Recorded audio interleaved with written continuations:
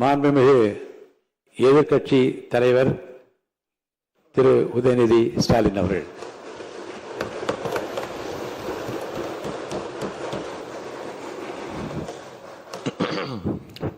மாண்புமிகு பேரவைத் தலைவர் அவர்களே, துணைத் தலைவர் அவர்களே, முதலமைச்சர் அவர்களே,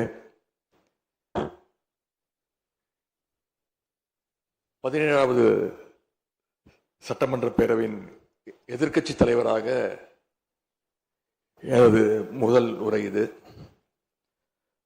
பகுத்தறிவு பகலவன் தந்தை பெரியார், தமிழ்நாட்டுடைய தலைமகன் பேரறிஞர் அண்ணா, நவீன தமிழ்நாட்டுடைய சிற்பி முத்தமிழறிஞர் டாக்டர் கலைஞர்,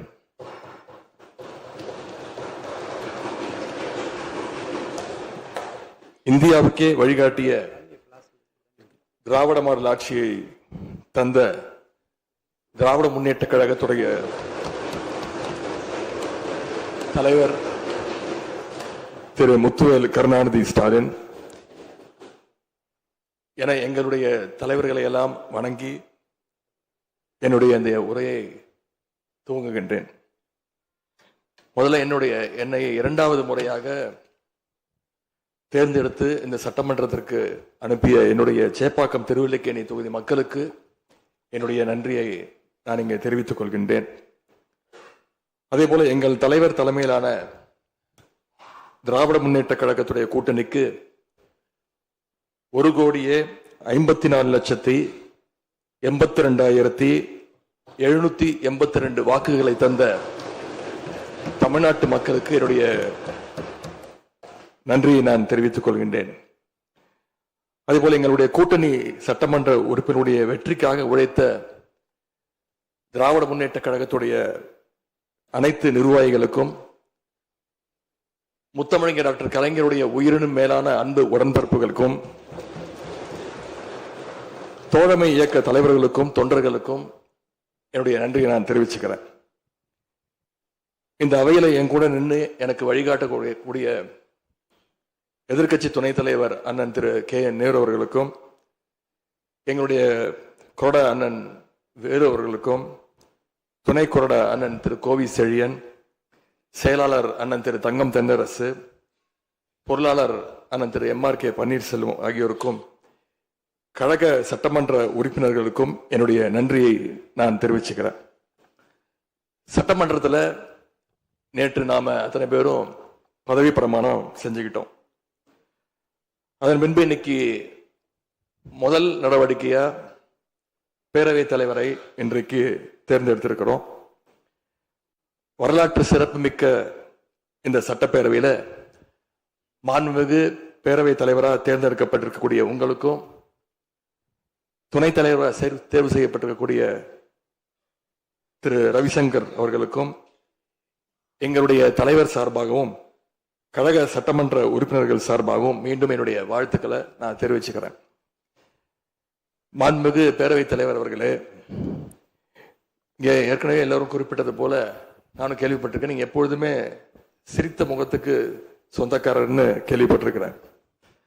அது மட்டும் இல்லை, எல்லோருடையும் மிகுந்த அன்போடு பழகக்கூடியவர் அப்படின்னு பலர் சொல்லி நான் கேள்விப்பட்டிருக்கிறேன். இதே சட்டப்பேரவையில் 1980ஆம் ஆண்டு தேர்தலையும் 2011 சட்டமன்ற தேர்தலையும் நீங்க வெற்றி பெற்று ஒரு சிறந்த சட்டமன்ற உறுப்பினராக நீங்க பணியாற்றி இருக்கிறீங்க. எனவே பேரவையுடைய மரபுகளும் விதிகளும் உங்களுக்கு புதுசு கிடையாது. நீங்க தேர்ந்தெடுக்கப்பட்ட இப்பொழுது சேர்த்து 3 முறையும் ஆளுங்கட்சி உறுப்பினரா சட்டமன்றத்துக்குள்ள நீங்க வந்திருக்கிறீங்க. இந்த முறை எதிர்க்கட்சிகளையும் அரவணைச்சு செயல்படுகின்ற ஒரு பேரவைத் தலைவரா நீங்க பொறுப்பேற்றிருக்கிறீங்க. அந்த பொறுப்புல ரொம்ப சிறப்பா நடுநிலைமையோடு செயல்படுவீங்க அப்படிங்கிறதா எங்க அத்தனை பேருடைய எதிர்பார்ப்பு. அதே போல ஒரு எளிய பின்னணியிலிருந்து வந்த முதன்முறையாக சட்டமன்ற உறுப்பினராக பொறுப்பேற்றிருக்கக்கூடிய மக்களால் தேர்ந்தெடுக்கப்பட்டிருக்கக்கூடிய திரு மாண்புமிகு ரவிக்குமார் அவர்கள் பேரவையினுடைய துணைத் தலைவராக உங்களுக்கு உறுதுணையாக இருந்து இந்த அவையை வழிநடத்துவார் அப்படின்னு நாங்கள் அத்தனை பேரும் நம்புறோம். மாண்பு பேரவைத் தலைவர் அவர்களே, நம்முடைய மாண்பு முதலமைச்சர் அவர்கள் நேற்று எங்களுடைய தலைவருடைய வீடுகளுக்கும் அனைத்து கட்சி தலைவருடைய வீடுகளுக்கும் சென்று வாழ்த்துக்கள்லாம் பெற்றுக்கிட்டு போனார். அந்த அரசியல் நாகரிகம் இந்த பேரவையிலும் தொடரணும் அப்படிங்கிறதா எங்களுடைய எண்ணம், எதிர்பார்ப்பு. ஏற்கனவே நான் சொல்லியிருந்தாலும் மறுபடியும் சொல்ல விரும்புகிறேன். திராவிட முன்னேற்ற கழகம் இந்த சட்டப்பேரவையில் எதிரி கட்சியா இல்லாம ஒரு ஆக்கப்பூர்வமான எதிர்கட்சியாக நிச்சயம் செயல்படும்.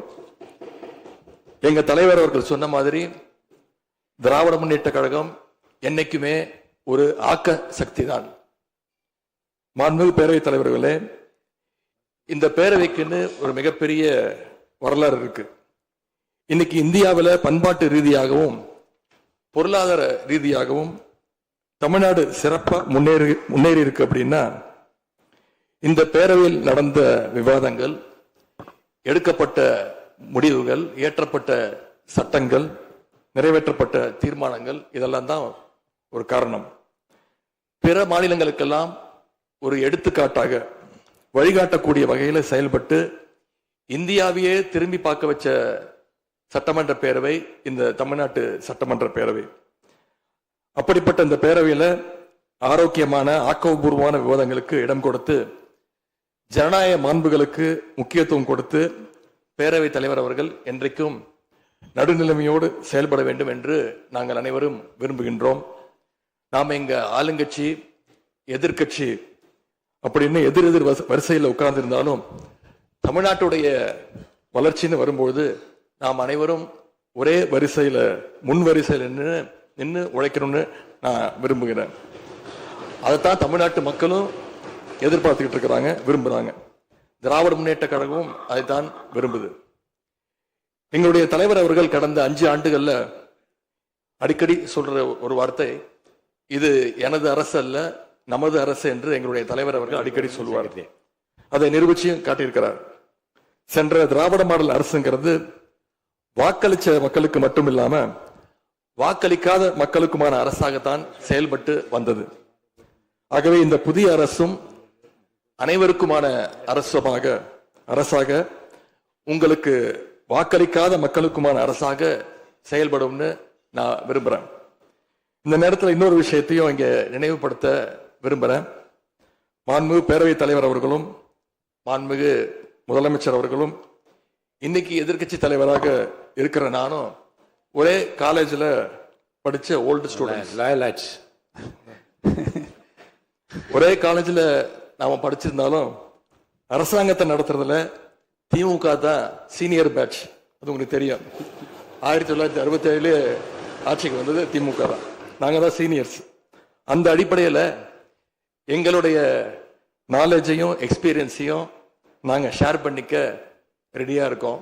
அதை ஏத்துக்க நீங்களும் தயாராக இருங்க.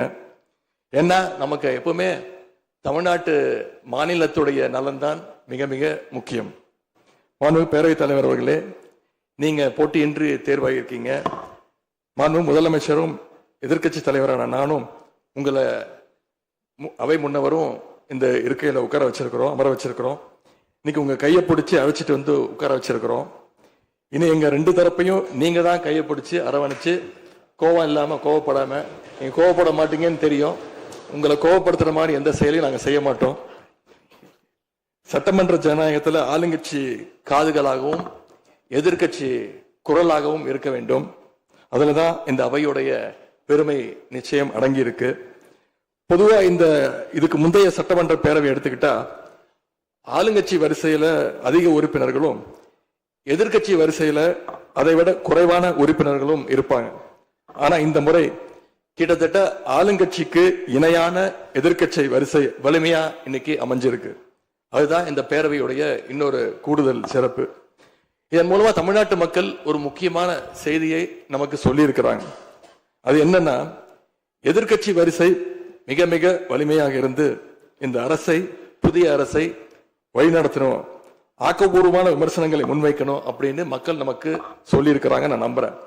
ஆகவே மக்களுடைய எண்ணத்தை பிரதிபலிக்கிற மாதிரி எங்களுடைய பணிகள் நிச்சயம் இருக்கும்.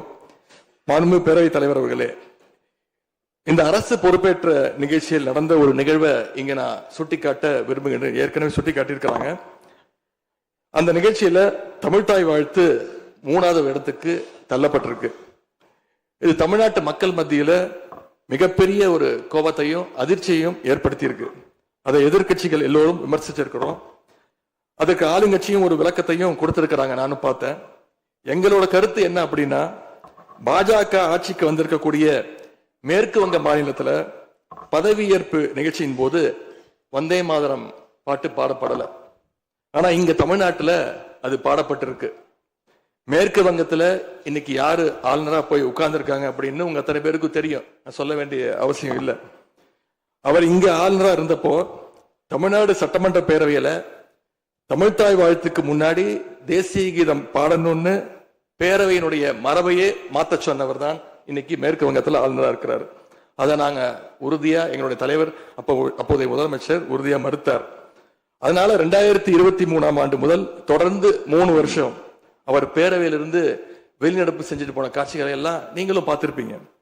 இதன் மூலமா நாங்க சொல்ல வர்றது, அடுத்து விரைவிலேயே இந்த பேரவையில ஆளுநர் உரை நிகழ்த்த இருக்கிறார். ஆகவே ஏற்கனவே உங்களுடைய அரசனுடைய பதவியேற்பு விழாவில் நடந்த அந்த சம்பவம், அந்த தவறு மீண்டும் இந்த பேரவையில நடப்பதற்கு நீங்க அனுமதிக்க கூடாது. நாங்கள் அனுமதிக்க மாட்டோம். பேரவையில் மட்டுமல்ல, தமிழ்நாட்டில் நடக்கக்கூடிய எந்த நிகழ்ச்சியாக இருந்தாலும் சரி, அரசு நிகழ்ச்சியாக இருந்தாலும் சரி, எந்த நிகழ்ச்சியாக இருந்தாலும் சரி, தமிழ்தாய் வாழ்த்து என்றைக்கும் 2வது இடத்திற்கு நாம தள்ளி போக விடக்கூடாது. இந்த அரசு அதற்கு அனுமதிக்க கூடாது என்று நான் இங்கே கேட்டுக்கொள்கின்றேன். ரொம்ப விழிப்போடு இருந்து நம்முடைய உரிமையை, மரபை பாதுகாக்கணும்னு உங்களை எல்லாம் வலியுறுத்தி நான் கேட்டுக்கொள்கின்றேன். மாண்புமிகு பேரவைத் தலைவர் அவர்களே, வண்டிக்கு பிரேக் எப்படியோ, ஒரு காலைக்கு மூக்கனாங்கயிறு எப்படியோ, அப்படிதான் ஆளுங்கட்சிக்கு எதிர்கட்சி அப்படின்னு பேரறிஞர் அண்ணா அவர்கள் நமக்கு சொல்லியிருக்கிறார். ஆகவே பேரறிஞர் அண்ணா சொன்ன வழியில ஆளுங்கட்சியினுடைய செயல்பாட்டை உற்று நோக்கி உங்களுடைய நிறைகளை, குறைகளை சுட்டு காட்டுகின்ற ஒரு ஆக்கப்பூர்வமான எதிர்கட்சியாக நாங்கள் நிச்சயமாக செயல்படுவோம். இந்த அவைக்கு புதியவங்க, ஃபர்ஸ்ட் டைம் எம்எல்ஏஸ் நிறைய பேர் வந்திருக்கிறீங்க, அதுல மிகுந்த மகிழ்ச்சி. அதே போல ரொம்ப வருடங்களுக்கு பிறகு நிறைய பெண் சட்டமன்ற உறுப்பினர்கள் இங்க இடம்பெற்றிருக்கிறீங்க, அதுல எங்களுக்கு கூடுதல் மகிழ்ச்சி.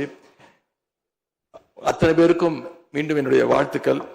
தமிழ்நாட்டுடைய உரிமைகளுக்காகவும் வளர்ச்சிக்காகவும் நாம எல்லாரும் சேர்ந்து ஒன்னா பயணிப்போம். எது எப்படி ஆனாலும் திராவிட இயக்கத்தினுடைய அடிப்படை கொள்கைப்படி எல்லோருக்கும் எல்லாம் கிடைக்கிறதை உறுதி செய்கின்ற வகையில எதிர்க்கட்சி வரிசையில இருந்து நாங்கள் நிச்சயம் செயல்படுவோம். நடந்து முடிந்த தேர்தலில் ஆட்சி அமைப்பதற்கான பெரும்பான்மையை ஆளுங்கட்சிக்கு மக்கள் வழங்காமல் போனாலும் திராவிட முன்னேற்ற கழகத்துடைய தலைமையில் தேர்தலை சந்திச்சு வென்ற தோழமை இயக்க சட்டமன்ற உறுப்பினருடைய ஆதரவோடு ஆட்சி அமைத்திருக்கக்கூடிய புதிய அரசிற்கும் மாண்பு முதலமைச்சர் அவர்களுக்கும் என்னுடைய வாழ்த்துக்களை நான் மீண்டும் தெரிவித்துக் கொள்கின்றேன். மாண்புமிகு பேரவைத் தலைவர் அவர்களுக்கும் பேரவை துணைத் தலைவர் அவர்களுக்கும் என்னுடைய நன்றி. உங்களுடைய பணிகள் சிறக்கட்டும். மீண்டும் என்னுடைய வாழ்த்துக்களை தெரிவித்துக் கொள்கிறேன். நன்றி, வணக்கம். வெல்க தமிழ், வாழ்க தமிழ்நாடு. மக்களை பிரிக்கும் சனாதானம் நிச்சயம் ஒழிக்கப்பட வேண்டும். நன்றி, வணக்கம்.